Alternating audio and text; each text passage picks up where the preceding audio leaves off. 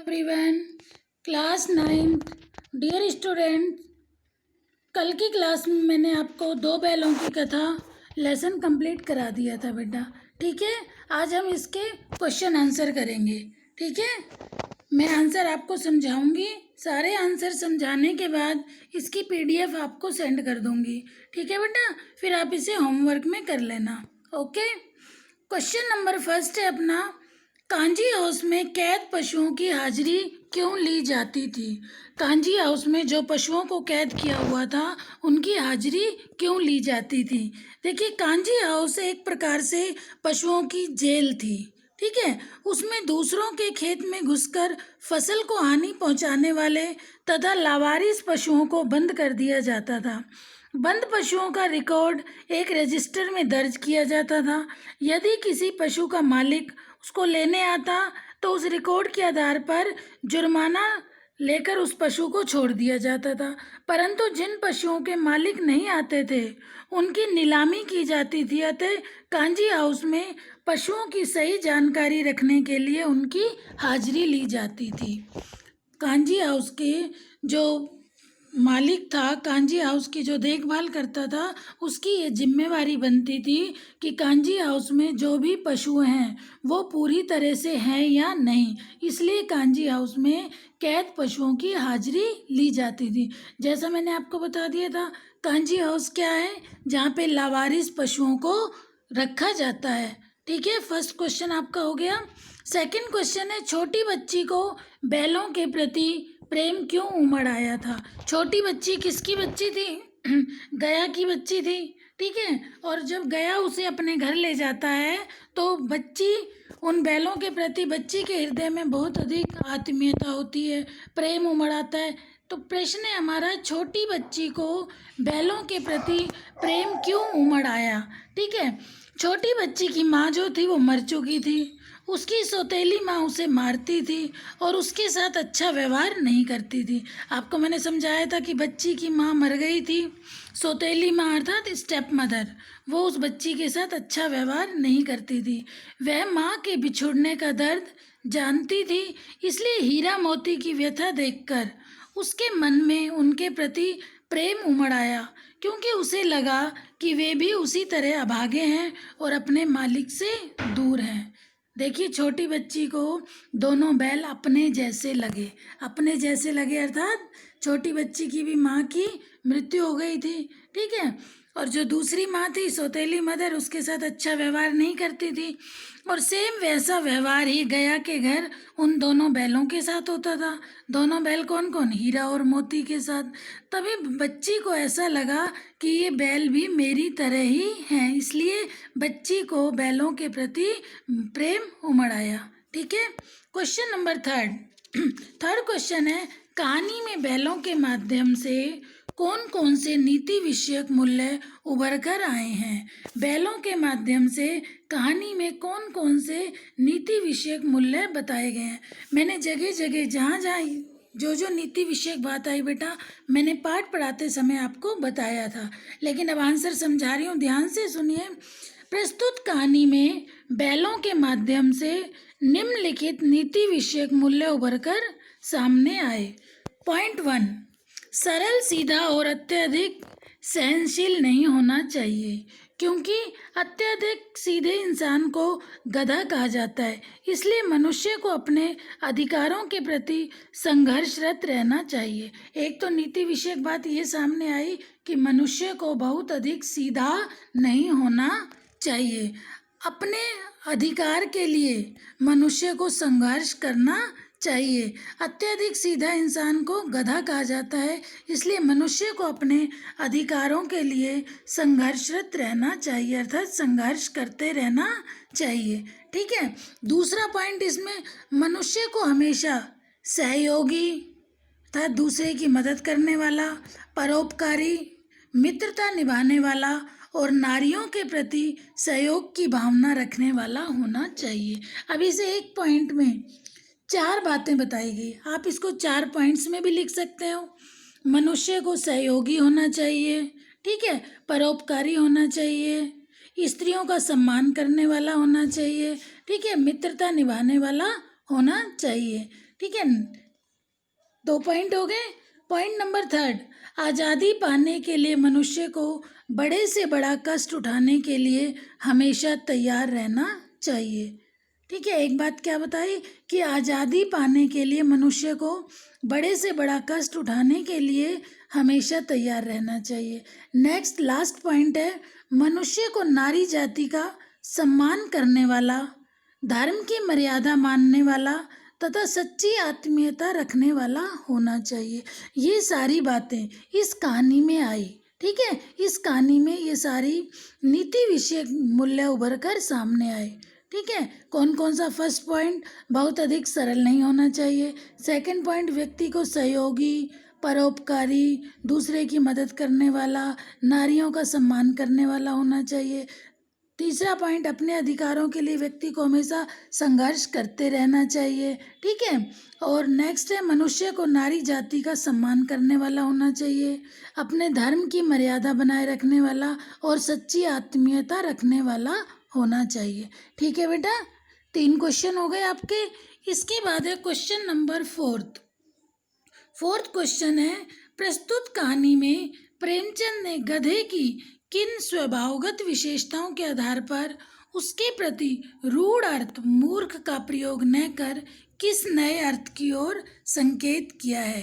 Question number 4 है, प्रस्तुत कहानी में प्रेमचंद ने गधे की किन स्वभावगत विशेषताओं के आधार पर उसके प्रति रूढ़ अर्थ मूर्ख का प्रयोग न कर किस नए अर्थ की ओर संकेत किया गया है? देखिए, इसका आंसर है, प्रस्तुत कहानी में प्रेमचंद ने गधे के लिए रूढ़ अर्थ मूर्ख का प्रयोग न करके उसे क्या बताया है? संतोषी, सहनशील, सुख दुख में समान रहने वाला, ठीक है, क्रोध रहित एवं स्थिर व्यवहार वाला बताया गया है। इस आधार पर उसकी तुलना ऋषि मुनियों के स्वभाव से की है। इस प्रकार कथाकार प्रेमचंद ने गधे के सहिष्णु, सद्गुणी और संतोषी स्वभाव वाले अर्थ की ओर संकेत किया है। रूढ़ अर्थ मूर्ख ना बताकर, क्वेश्चन है हमारा, मूर्ख का प्रयोग न कर किस नए अर्थ की ओर संकेत किया है? तो समझ आ गया गधे के लिए किन नए शब्दों का प्रयोग किया है? संतोषी, सहनशील, सुख दुख में समान रहने वाला, क्रोध रहित, स्थिर व्यवहार वाला। ठीक है, नेक्स्ट है क्वेश्चन नंबर 5, किन घटनाओं से पता चलता है कि हीरा और मोती में गहरी दोस्ती थी? किन किन घटनाओं से पता चलता है? देखिए, पाठ में कई प्रसंग ऐसे आए जिससे हमें ये पता चलता है हीरा और मोती दोनों बैलों के अंदर कितनी अधिक घनिष्ठ मित्रता थी। ठीक है, पॉइंट नंबर 1, 2 बैलों की कथा में कुछ घटनाएं ऐसी हैं जिनसे यह पता चलता है कि हीरा और मोती की गहरी दोस्ती थी। पॉइंट 1, वे एक दूसरे को सूंघकर व चाटकर अपना प्रेम प्रकट करते थे। ठीक है, सेकंड पॉइंट, दोनों बैलगाड़ी या हल में जोते जाने पर ज़्यादा से ज़्यादा बोझ स्वयं ढोने का प्रयास करते थे। अर्थात दोनों को लगता था, हीरा को लगता था मुझ पर अधिक बोझा लादा जाए और मोती को लगता था कि मेरे मित्र हीरा को ज़्यादा कष्ट ना हो। ठीक है, नेक्स्ट थर्ड पॉइंट, मटर के खेत में दोनों मस्त होकर सींग मिलाकर एक दूसरे को ढेलने लगे। तब हीरा को क्रोधित देखकर मोती ने उसके साथ कठोर व्यवहार नहीं किया और दोस्ती को दुश्मनी में नहीं बदलने दिया। ठीक है, नेक्स्ट पॉइंट, गया और हीरा की निर्दयतापूर्ण पिटाई करने पर, गया द्वारा जब गया ने हीरा को निर्दयतापूर्वक पिटाई करने पर मोती का क्रोध भड़क उठा और वह हल, जुआ आदि लेकर भाग निकला और उनको तोड़ ताड़ कर बराबर कर दिया। ठीक है, नेक्स्ट पॉइंट, दोनों मित्रों ने सहयोगी रणनीति से सांड का मुकाबला कर उसे परास्त किया। जब सांड से दोनों मित्र एक साथ मिलकर लड़े तो सांड को इन्होंने हरा दिया। और नेक्स्ट पॉइंट, मटर के खेत में मोती के पकड़े जाने पर हीरा भी उनके पास आ गया। खेत के रखवालों ने उसे भी पकड़ लिया। ठीक है, नेक्स्ट पॉइंट, कांजी हाउस की दीवार गिराने पर जब हीरा की रस्सी नहीं टूटी तो मोती भी अकेले बाहर नहीं गया। इस तरह के आचरण से दोनों में गहरी दोस्ती दिखाई गई। काफ़ी सारे पॉइंट बताए आपको कि किन किन बातों से यह पता चलता है कि हीरा और मोती दोनों में गहरी मित्रता थी। ठीक है बेटा। नेक्स्ट 6th क्वेश्चन है आपका, लेकिन औरत जात पर सींग चलाना मना है, यह भूल जाते हो। हीरा के इस कथन के माध्यम से स्त्री के प्रति प्रेमचंद के दृष्टिकोण को स्पष्ट कीजिए। ठीक है, देखिए दोबारा क्वेश्चन सुनो। लेकिन औरत जात पर सींग चलाना मना है, यह भूल जाते हो। हीरा के इस कथन के माध्यम से स्त्री के प्रति प्रेमचंद के दृष्टिकोण को स्पष्ट कीजिए कि प्रेमचंद का स्त्रियों के प्रति क्या दृष्टिकोण बताया गया है इस पंक्ति के माध्यम से। ठीक है, इस पंक्ति के माध्यम से क्या बताया गया है। देखिए, रोटी देने वाली प्यारी लड़की को मालकिन द्वारा मारते पीटने की बात पर मोती ने उस स्त्री पर सींग चलाने की इच्छा व्यक्त की। देखिए, जब दोनों बैलों को, हीरा और मोती को झूरी के घर से जब गया के घर ले जाया जाता है, गया के घर जाने पर दोनों बैल कुछ नहीं खाते, लेकिन एक छोटी सी बच्ची डेली उन्हें एक एक रोटी खिलाती थी। तब मोती को एक बार ऐसा लगा कि हम इसकी माँ पर सींग चलाने की इच्छा मोती ने व्यक्त की। तब हीरा ने औरत जात पर सींग चलाना अनुचित कहा। तब हीरा ने क्या कहा कि नहीं, औरत जात पर सींग नहीं चलाना चाहिए। किसने मना किया इस बात के लिए? हीरा ने। सींग नहीं चलाना चाहिए, औरत जात पर सींग चलाना अनुचित है।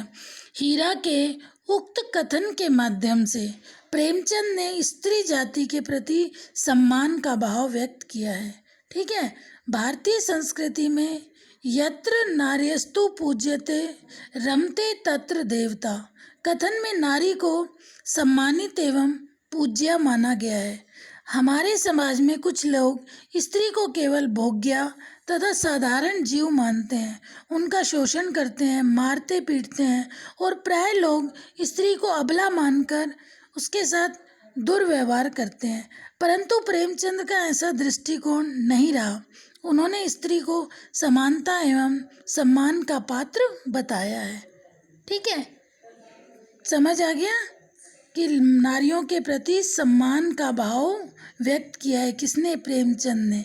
ठीक है, नेक्स्ट क्वेश्चन है 7th क्वेश्चन, किसान जीवन वाले समाज में पशु और मनुष्यों के आपसी संबंधों को कहानी में किस तरह व्यक्त किया गया है?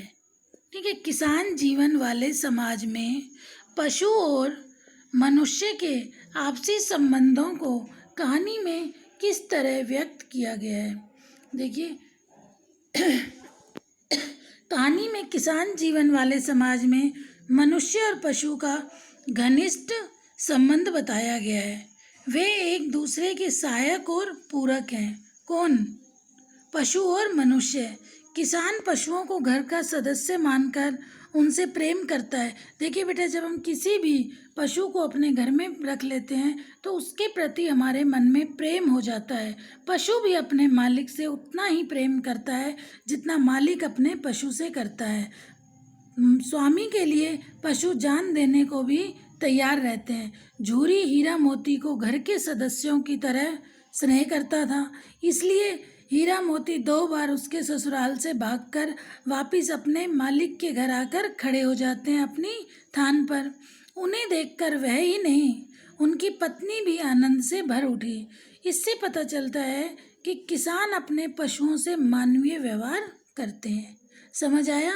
किसान जीवन वाले समाज में पशु और मनुष्यों के आपसी संबंधों को कहानी में किस तरह बताया गया है? तो बेटा सिंपल सा आंसर है, हीरा मोती का और झूरी का जो आपसी प्रेम था उसके बारे में आपको इसमें लिखना है। ठीक है बेटा, हो गया ये आंसर क्लियर आपको? इसके बाद क्वेश्चन नंबर 8 क्वेश्चन है आपका, इतना तो हो ही गया कि 9-10 प्राणियों की जान बच गई, वे सब तो आशीर्वाद देंगे। मोती के इस कथन के आलोक में उसकी विशेषताएं बताइए। ठीक है, मोती ने देखिए इतना तो हो गया कि 9-10 प्राणियों की जान बच गई, वे सब तो आशीर्वाद देंगे। मोती के इस कथन के आलोक में उसकी विशेषताएं बताइए कि मोती ने जब ये बात कही तो इससे मोती के स्वभाव के किस गुण के बारे में पता चल रहा है। ठीक है, इस कथन से ज्ञात होता है कि मोती स्वभाव से उग्र किंतु दयालु बैल था। वह अत्याचार का विरोधी, पीड़ितों के प्रति सहानुभूति रखने वाला और आज़ादी का समर्थक था। वह किसी पर अत्याचार होते देखकर उग्र हो जाता था। वह स्वतंत्रता का पक्ष लेकर कांजी हाउस की दीवार तोड़कर बंद पड़े पशुओं को आज़ाद करना चाहता था। उसे इस बात पर संतोष होता था कि अब चाहे कुछ भी हो, इतना तो हो गया कि मेरे प्रयास से 9-10 प्राणियों की जान बच गई। तो इससे मोती के परोपकारी स्वभाव का पता चलता है। ठीक है, दूसरे की मदद करने वाला और खुशी मिलना, दूसरे को सुख पहुंचाने में सुख का अनुभव करना, तो ये सब बातें किसके स्वभाव के बारे में बताती हैं? हमें मोती के स्वभाव के बारे में बताती हैं। ठीक है बेटा, अब एक क्वेश्चन नंबर 9th क्वेश्चन है, आशय स्पष्ट कीजिए अर्थात भावार्थ बताइए। ठीक है, निम्न पंक्तियों का क्या भावार्थ है, उसकी व्याख्या करनी है हमको। ठीक है, क और ख दो हैं इसमें। क है, अवश्य ही उनमें कोई ऐसी गुप्त शक्ति थी जिससे जीवों में श्रेष्ठता का दावा करने वाला मनुष्य वंचित है। देखिए, सामान्य पशु होते हुए भी किसके बारे में कहा गया है? हीरा और मोती।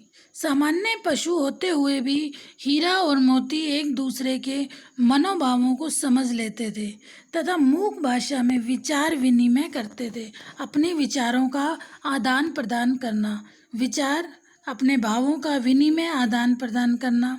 इससे कथाकार का मानना है कि, कथाकार कौन है? प्रेमचंद, कि उन दोनों बैलों के पास अवश्य ही कोई गुप्त शक्ति थी जिसके माध्यम से वो मूक भाषा में, मतलब इशारों में एक दूसरे के मन की भावनाओं को समझ लेते थे।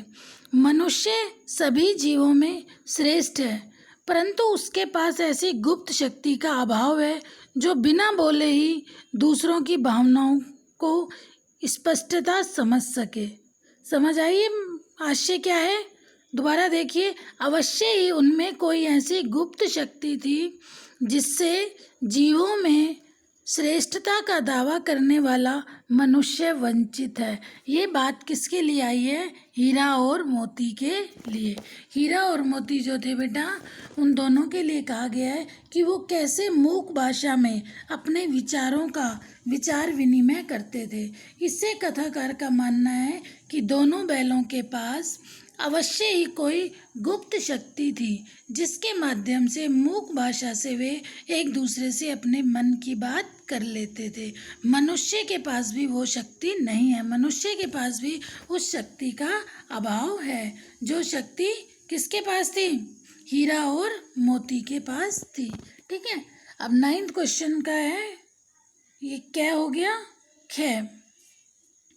उस एक रोटी से उनकी भूख तो क्या शांत होती, पर दोनों के हृदय को मानो भोजन मिल गया। आशय स्पष्ट कीजिए। देखिए, वो एक रोटी कौन खिलाती थी दोनों बैलों को? गया की बच्ची, छोटी बच्ची दोनों बैलों के लिए रोज एक एक रोटी लेकर आती थी। ठीक है, तो उसी के बारे में बताया गया है कि गया के घर में हीरा मोती के साथ अत्याचार होता था। ठीक है, हीरा और मोती के साथ गया के घर में अच्छा व्यवहार नहीं होता था। गया उन्हें मारता था और खाने के लिए सूखा भूसा देता था। दोनों बैल इसे अपना अपमान समझते थे। गया उन्हें बहुत अधिक मारता था और मारने के साथ साथ उन्हें खाने को भी अच्छा नहीं देता था, सूखा भूसा दिया करता था। ठीक है, सूखा भूसा देता था और उसके बाद भी संध्या के समय उसी घर की एक छोटी सी बच्ची ने 2 रोटियां लाकर उन दोनों को खिला देती थी। एक एक रोटी से उनकी भूख क्या शांत होती, परंतु छोटी बच्ची के प्रेम पूर्ण व्यवहार को देखकर उन दोनों में एक एक रोटी से ही शक्ति का संचार हो जाता था, मानो उन्हें अच्छा भोजन मिल गया हो। और उनके हृदय में प्रसन्नता से ये भाव जागा कि यहाँ पर भी किसी सज्जन का वास है। ठीक है बेटा, ये समझ आया आपको 9th क्वेश्चन का ख। 9th क्वेश्चन का ख समझ आया आपको कि उस एक रोटी से उनकी भूख तो क्या शांत होती, पर दोनों के हृदय को मानो भोजन मिल गया। गया के घर में दोनों बैलों के साथ, दोनों बैल कौन थे? हीरा और मोती। दोनों के साथ अच्छा व्यवहार नहीं होता था, ठीक है। और बच्ची को के हृदय में उन दोनों के प्रति प्रेम भाव था। बच्ची रोज उन दोनों बैलों के लिए एक एक रोटी लेकर आती थी, तो उस एक रोटी से इनकी भूख तो क्या शांत होती, पर दोनों के हृदय को मानो भोजन मिल जाता था, तो उन्हें तृप्ति हो जाती थी, मानो उन्हें अच्छा भोजन मिल गया है। और उनके हृदय में प्रसन्नता से यह भाव जागा कि यहाँ पर भी किसी सज्जन का वास है, यहाँ पर भी किसी सज्जन का वास है, अर्थात इस घर में भी कोई अच्छा व्यक्ति रहता है। ठीक है। नेक्स्ट 10th क्वेश्चन है, गया ने हीरा मोती को दोनों बार सूखा भूसा खाने के लिए क्यों दिया? ये मल्टीपल चॉइस क्वेश्चन है, इसमें आपको सही के आगे सही का निशान लगाना है। गया पराए बैलों पर अधिक खर्च नहीं करना चाहता था, ये आंसर सही होगा। या गरीबी के कारण खली आदि खरीदना उसके बस की बात नहीं थी। वह हीरा मोती के व्यवहार से बहुत दुखी था। उसे खली आदि सामग्री की जानकारी नहीं थी। तो इसमें आंसर बेटा आएगा ठीक है। वह हीरा मोती के व्यवहार से बहुत दुखी था। ठीक है। जो अभ्यास प्रश्न थे, एक्सरसाइज थी, वो क्वेश्चंस मैंने आपको करा दिया। अब है रचना और अभिव्यक्ति। रचना और अभिव्यक्ति का क्वेश्चन नंबर 11 नंबर का क्वेश्चन है, हीरा और मोती ने शोषण के खिलाफ आवाज उठाई, लेकिन उसके लिए प्रताड़ना भी सही। हीरा मोती की इस प्रक्रिया पर तर्क सहित अपने विचार प्रकट कीजिए। हीरा और मोती ने शोषण के खिलाफ आवाज उठाई, लेकिन इसके लिए उन्हें बहुत अधिक प्रताड़ना भी सही। हीरा मोती की इस प्रतिक्रिया पर तर्क सहित अपने विचार प्रकट कीजिए। ठीक है, कि हीरा मोती ने संघर्ष तो किया, ठीक है। तो हम इसका क्या आंसर लिखेंगे? देखिए बेटा, प्रस्तुत कहानी में हीरा मोती को स्वतंत्रता आंदोलन के क्रांतिकारियों के प्रतीक रूप में रखा गया है। ठीक है, जैसा कि मैंने आपको स्टार्टिंग में ही बता दिया था कि ये कहानी आज़ादी की लड़ाई से संबंधित है, कि जब हमारा भारत देश अंग्रेज़ों का गुलाम था, उस समय किस तरीके से भारतीयों को यातनाएं सहनी पड़ती थी और स्वतंत्रता उन्हें कितनी मुश्किल से मिली थी, आज़ादी के लिए कितना संघर्ष करना पड़ा था। यही बात दोनों बैलों को स्वतंत्रता आंदोलन के क्रांतिकारियों के रूप में हीरा और मोती को प्रतीक रूप में रखा गया है। ठीक है, इन दोनों ने गया के घर जाने पर मातृभूमि के प्रति अपना प्रेम दर्शाने और अत्याचार शोषण का विरोध करने में अपनी क्षमता का परिचय दिया। ठीक है, दोनों ने गया के घर जाने पर अपनी मातृभूमि के प्रति अपना प्रेम, मातृभूमि अपने मालिक के घर को इन्होंने बताया। ठीक है, उसके लिए, और अत्याचार, गया ने जिस तरीके से इन पर अत्याचार किया, उस अत्याचार के शोषण का इन्होंने विरोध करने की क्षमता का परिचय दिया। इस संघर्ष में उन्हें वहाँ काफ़ी प्रताड़ना मिली, मार भी खानी पड़ी, सूखा भूसा भी खाना पड़ा, बहुत अधिक काम कराया जाता था। बाद में इन्हें कांजी हाउस में उन्हें भूखा भी रखा गया, फिर भी वे अपने ढंग से उसका विरोध भी करते रहे। इस तरह गुलामी के बदले आज़ादी की लालसा में उन्होंने संघर्षरत रहने की अपनी बलवती भावना का परिचय दिया, कि संघर्ष, आज़ादी पाने के लिए इन दोनों बैलों ने कैसा संघर्ष किया था। गया के घर जाने से लेकर वापिस अपने मालिक जूरी के घर आने तक इन्होंने कितनी प्रताड़ना सही, कितना संघर्ष सहा। किसने? इन दोनों बैलों ने। किसने? हीरा और मोती ने। तो यही बताया गया है कि इन्हें प्रतीक रूप में माना गया है। किसके प्रतीक रूप में? स्वतंत्रता आंदोलन के क्रांतिकारियों के प्रतीक रूप में। जैसे जब हमारे भारत को स्वतंत्र कराने के लिए हमारे क्रांतिकारियों ने कितना संघर्ष किया, कितनी यातनाएं सही, तो वही सब हीरा मोती के माध्यम से बताया गया है। ठीक है बेटा। नेक्स्ट क्वेश्चन है 12th। क्या आपको लगता है कि यह कहानी आज़ादी की लड़ाई की ओर संकेत करती है? क्या आपको लगता है कि यह कहानी आज़ादी की लड़ाई की ओर संकेत करती है? तो देखिए बेटा, शुरू से अंत तक यही बताया गया इस कहानी में। अप्रत्यक्ष रूप से यह कहानी अंग्रेजों की दास्ता से मुक्ति की कहानी है। ठीक है। इसमें हीरा और मोती क्रांतिकारियों का प्रतीक है, जैसा कि मैंने आपको बताया। जिस समय यह कहानी लिखी गई उस समय भारत में स्वतंत्रता आंदोलन चल रहा था। अपनी बात को खुलकर न कह सकने के कारण प्रेमचंद ने दो बैलों के माध्यम से आज़ादी की लड़ाई की ओर संकेत किया। दो बैल कौन थे? हीरा और मोती को लेकर कहानी में जो घटनाक्रम एवं विचार अभिव्यक्ति दर्शाई गई है वह सब आज़ादी की लड़ाई से मेल खाती है। जहाँ झूरी का घर स्वराज्य का और गया का घर पराधीनता का प्रतीक है, वहाँ हीरा अहिंसा का और मोती क्रांति का प्रतीक है। अंत में दोनों की विजय दिखाई गई। विजय कैसे दिखाई गई? संघर्ष करते करते, यातनाएं सहते सहते। देखिए कितनी यातनाएं इन दोनों ने सही, हीरा और मोती ने। जब ये गया के घर जा रहे थे, ठीक है, गया ने इन्हें कितना मारा, कितना अधिक इनसे काम कराया। गया के घर से पहली बार छूटकर अपने मालिक के घर आए, फिर दोबारा गया इन्हें ले जाता है, मटर के खेत में फंस जाते हैं, फिर सांड से मुकाबला होता है, सांड से मुकाबले के बाद फिर ये एक खेत में दोनों फंस जाते हैं, फिर कांजी हाउस में कैद कर दिए जाते हैं। कांजी हाउस में कैद हो जाने के बाद इन्हें खाने पीने को कुछ नहीं दिया जाता, फिर वहाँ से इन्हें एक दड़ियल के हाथ नीलाम कर दिया जाता है और फिर अंत में ये वापस अपने मालिक के घर आ जाते हैं। तो देखिए कितना संघर्ष रहा इन्होंने। तो इसमें प्रतीक रूप में, क्रांतिकारी के प्रतीक रूप में किसे माना गया? हीरा और मोती को। हीरा को अहिंसा का और मोती को क्रांति का प्रतीक।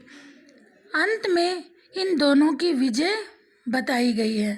कांजी हाउस को जेल के प्रतीक तथा दड़ियल कसाई को जल्लाद के प्रतीक के रूप में दर्शाया गया है।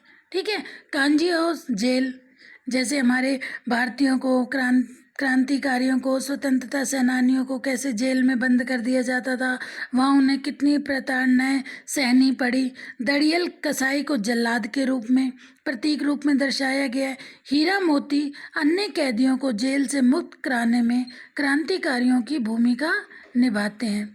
अंत में वे जल्लाद के फंदे से मुक्त हो जाते हैं। इस प्रकार इस कहानी में स्वतंत्रता संग्राम की कथा का संकेत है। ठीक है बेटा। जैसा कि अपना क्वेश्चन था, क्या आपको लगता है कि यह कहानी आज़ादी की लड़ाई की ओर संकेत करती है? तो हम स्टार्टिंग में क्या लिखेंगे? हाँ, अप्रत्यक्ष रूप से यह कहानी अंग्रेजों की दास्ता से मुक्ति की कहानी है। फिर उसके बाद हम ये सारा लिखेंगे, हीरा मोती ने कैसे कैसे संघर्ष रहा, हीरा मोती किन किन का प्रतीक है, दड़ियल को किसका प्रतीक बताया गया है। ठीक है, ये सारा इसमें आ जाएगा।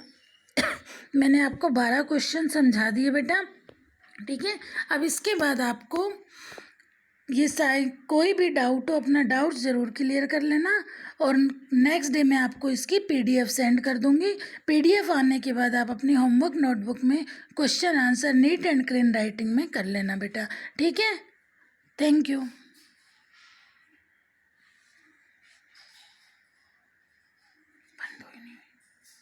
बंद नहीं हुई।